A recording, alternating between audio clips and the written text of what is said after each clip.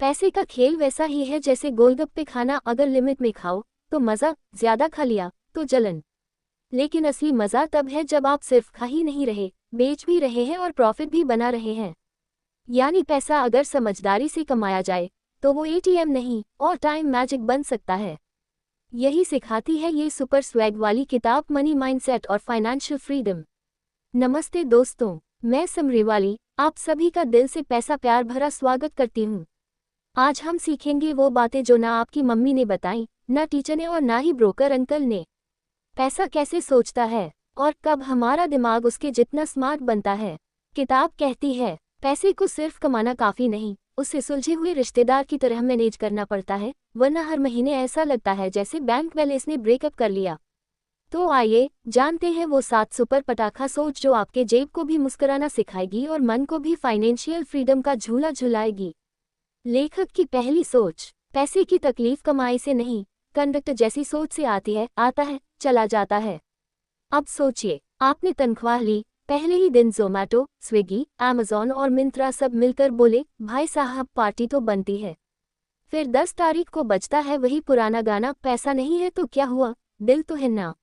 लेखक बताते हैं पैसे की कमी अकाउंट में नहीं, सोच में होती है। अगर आप पैसे को देखकर कहते हैं चल तू मौज कर, तो यकीन मानिए वो भी आपकी मौज ले लेगा।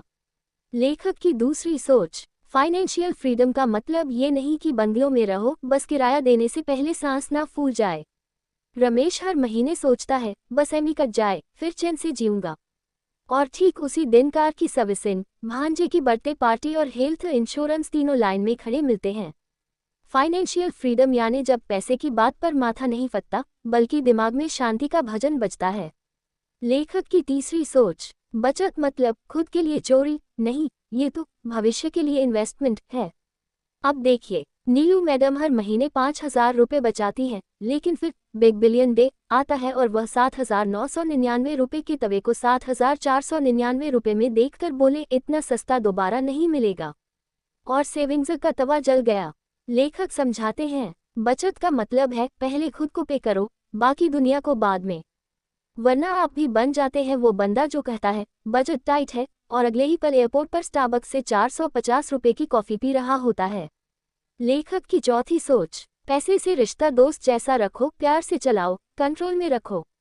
अब सोचिए, मनीष की जिंदगी में पैसा ऐसा बर्थडे वाला दोस्त है, साल में एक दिन आता है और फिर गायब हो जाता है। क्यों? क्योंकि उसने कभी उसे बैठाकर समझाया नहीं कि बेटा तुम्हारा असली काम है टिकना, उड़ना नहीं। लेखक बताते हैं मनी माइंडसेट वही जो पैसों को स्पेंड मी के बजाय ग्रो मी में बदल दे। यदि आपको ये समरी अब तक पैसे जितनी प्यारी लग रही है तो लाइक और सब्सक्राइब जरूर करिए। और बताइए, क्या आपके बैंक अकाउंट ने कभी आपको लास्ट मिनट पर धोखा दिया है? कमेंट में बताएं कौन सी दर्द ए बेलेस वाली कहानी आपकी है। लेखक की पांचवी सोच, पैसिव इनकम यानी जब पैसा कहे तू आराम कर, मैं काम कर लूंगा। अब सोचिए, सीमा ने YouTube चैनल शुरू किया, रोज एक वीडियो डाला, कोई नहीं देखता था। फिर एक दिन वायरल हो गया, अब वो महीने में 50,000 रुपये कमा रही है बिना एक भी नया वीडियो डाले। लेखक कहते हैं एक्टिव इनकम पेट पालती है, पैसिव इनकम सपने पूरे करती है। तो काम ऐसा बनाओ जो आपकी छुट्टियों में भी काम करे, जैसे पिज्जा ऑर्डर करने के बाद अवन। लेखक की छठी सोच, बीमा और इमरजेंसी फंड वो दोस्त हैं जो शादी में नहीं, हॉस्पिटल में काम आते हैं। अब सोचिए, राकेश ने कभी हेल्थ इंश्योरेंस नहीं लिया क्योंकि अरे मैं फिट हूँ यार। फिर एक टूटी चप्पल में पैर फिसला और 20,000 का हॉस्पिटल बिल आया। उस दिन उसने समझा सेहत की पूजा तो ठीक है, लेकिन इंश्योरेंस उसका प्रसाद है। लेखक कहते हैं फाइनेंशियल फ्रीडम उसी की होती है जो अनएक्सपेक्टेड का जुगाड़ पहले से कर ले।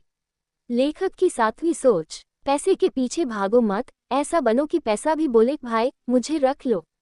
अब सोचिए, हर सोमवार आप सोचते हैं अब की बार सेविंग्स पक्की, और गुरुवार आते आते आपके वॉलेट में वही शेर घुस आता है। हम तो फकीर आदमी हैं, झोला उठाकर चल पड़ेंगे। लेखक बताते हैं पैसा तब तक दोस्त नहीं बनता जब तक आप उसे मकसद नहीं देते, वरना वो हर बार मजाक उड़ाएगा आपके प्लान्स का, आपके पस का और आपके आत्मसम्मान का। अब असली बात यह है, पैसा कभी कमी में नहीं होता, कमी होती है उसके साथ रिश्ते में समझदारी की। सोचिए, क्या आपने कभी पैसे को सिर्फ खर्चने की चीज समझा है? अब वक्त है उसे जिंदगी बदलने का जरिया बनाने का। अगर इस समरी ने आपको वो हंसी और सीख दी है जो महीने के आखिरी हफ्ते में बहुत ज़रूरी होती है, तो शेयर ज़रूर करिए, ताकि हर कोई कह सके, भाई अब पैसे को मैं चलाता हूँ, वो मुझे नहीं। पूरी किताब पढ़नी है? डिस्क्रिप्शन में क्लिक करिए, क्योंकि पैसा समझने का असली मज़ा वहीं से शुरू होता है।